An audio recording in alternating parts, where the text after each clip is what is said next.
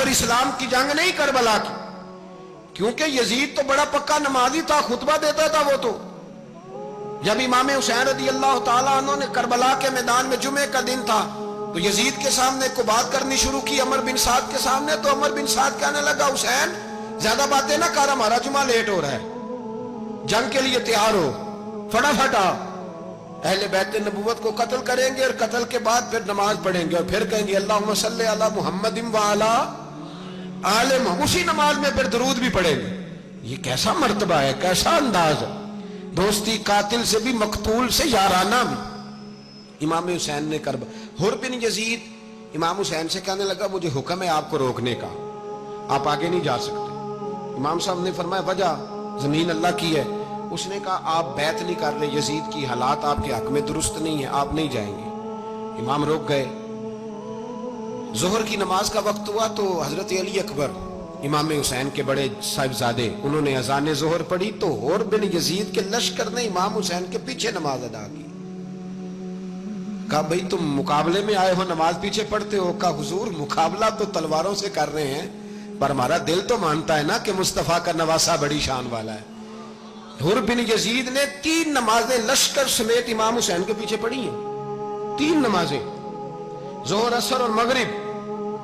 फिर इमाम हुसैन के सामने शराइत पेश की कि आपको यहाँ घेर लिया गया है, यहाँ आप बैत करेंगे, यहाँ जंग करेंगे, 2 ही बातें। इमाम हुसैन ने फरमाया, नहीं भाई, बैत तो मैं नहीं करता, इसके अलावा तुम जो कहते हो मैं करने को तैयार हूं। उसने खत लिखा, उबैदुल्लाह इब्ने ज़ियाद को एक बंदा दौड़ाया पीछे, कूफे, चंद मील पे कूफा था। कहा, वो नहीं मान रहे, क्या करना है? तो हुसैन इब्ने अली है, मैं ज्यादा देर उन्हें रोक भी नहीं सकता। उन्होंने पैगाम दिया हुर बिन यजीद को कि करना कुछ भी नहीं, उनका पानी बंद कर दो, ब्लैकमेल करो, खाना पानी नहीं मिलेगा, छोटे छोटे बच्चे हैं, खुद ही मान जाएंगे। हजरत इमाम अली मकाम के बारे में हुर के पास जब ये पैगाम आया तो हुर कहने लगा, मेरी तबीयत नहीं मानती हुसैन पर पानी बंद करो, दिल नहीं मानता। जब ये लफ्ज कहे ना दोबारा, तो फिर उबैदुल्लाह इब्ने ज़ियाद ने अमर बिन साद को 10,000 आदमी दे के भेजा। का हुर बिन यजीद लचक दिखा रहा है हुसैन के हक में। एक रे का इलाका था, बड़ी वहां फसल होती थी, लोग कोशिश करते थे वहां का गवर्नर बनने की, कोशिश करते थे। तो उबैदुल्लाह इब्ने ज़ियाद कहने लगा, तुम्हें रे की गवर्नरी मिलेगी, सबसे सरसब्द शादाब इलाका, तुम्हें वहां का गवर्नर बनाया जाएगा अगर हुसैन के खिलाफ लड़ोगे। ये इतनी जबरदस्त होती है गवर्नरियां। सारी रात इबादत में गुजरी, रियाजत में गुजरी। तहज्जुद का वक्त हुआ तो घर वालों को बुलाया, फरमाया, देखना तुम्हारी सी की आवाज ना बाहर आए, खबरदार सी की आवाज ना आए। और इमाम ज़ैनुल आबिदीन से फरमाया, तू बीमार है, तू जिहाद नहीं करेगा, लेकिन ख्याल रखना पीछे। और बड़ी कीमती बात बता रहा हूं, हमारी बीवियां किसी के घर मैयत हो जाए तो 4 दिन बुखार नहीं उतरता। इमाम अली मकाम ने सैयदा ज़ैनब से फरमाया, तू बड़ी है, मेरी बहन है, पीछे सारे बच्चे हैं, जवान हैं, इनके हौसले तेरी जिम्मेदारी है।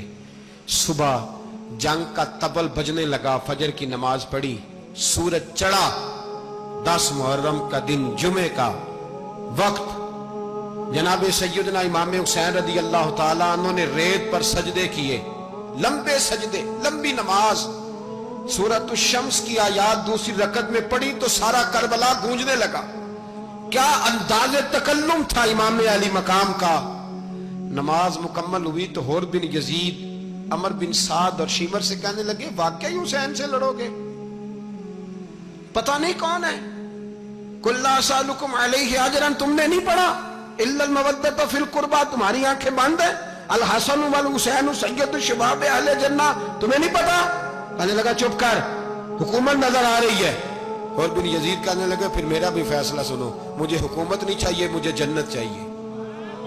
हुकूमत नहीं चाहिए। इमाम हुसैन की पहली फतह देखें, और बिन यजीद एड़ी लगा के ना यजीद के लश्कर से निकल के इमाम हुसैन के लश्कर में शामिल हो गया।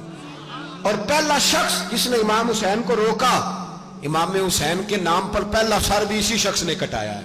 कासिम बिन हसन की बात सुनेंगे, दर्जनों लोग आपने कत्ल किए। एक दफा आए, कहा, चाचा यजीद का लश्कर तो बड़ा ही बुज़दिल है, अगर चंद कतरे पानी मेरे हलक से गुजरे तो मैं सारे काट के ले आऊंगा आपके पास, चंद कतरे।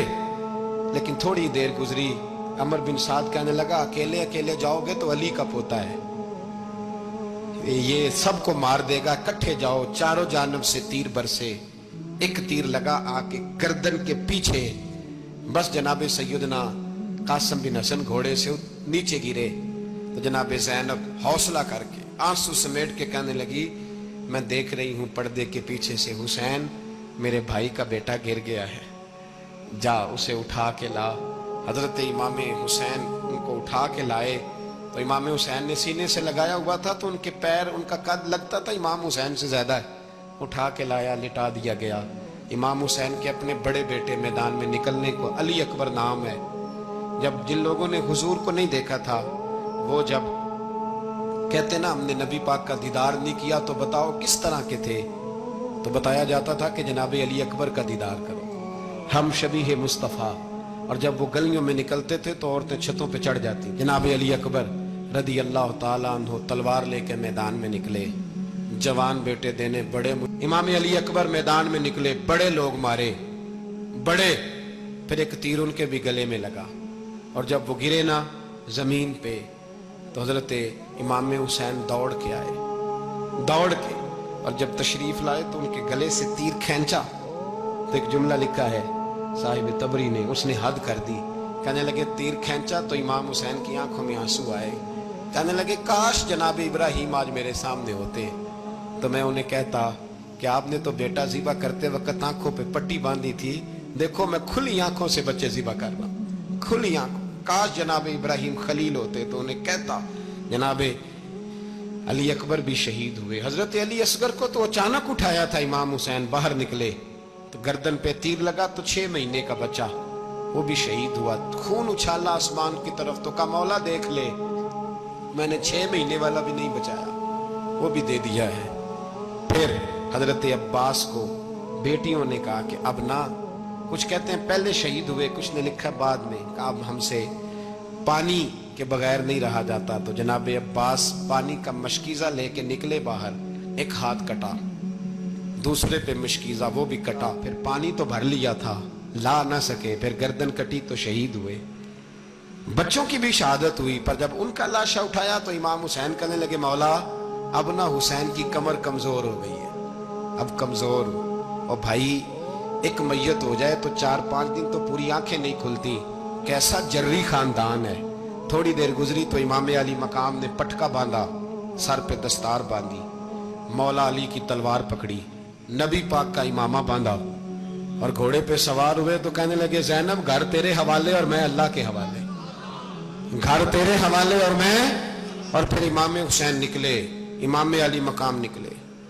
راوی کہتے ہیں کہ یہ جلوہ پہلے بھی بڑے سونے تھے پر آج جو رنگ دیکھا وہ کبھی نہیں دیکھا، کیا انداز تھا، جدھر جاتے نعرہ لگاتے تو حد ہو جاتے۔ اتنے لوگ امام حسین نے کاٹے، اتنے کاٹے، پھر واپس پلٹ کے آئے اور کہنے لگے زینب ذرا پردے کے پیچھے سے دیکھ تو صحیح میری بہن، ان بزدلوں کو جرت ہی نہیں ہو رہی حسین کے مقابلے میں آنے، ایک دوسرے کو دھکا دیتے، تو جا تو جا، پھر اکٹھے وار ہوئے۔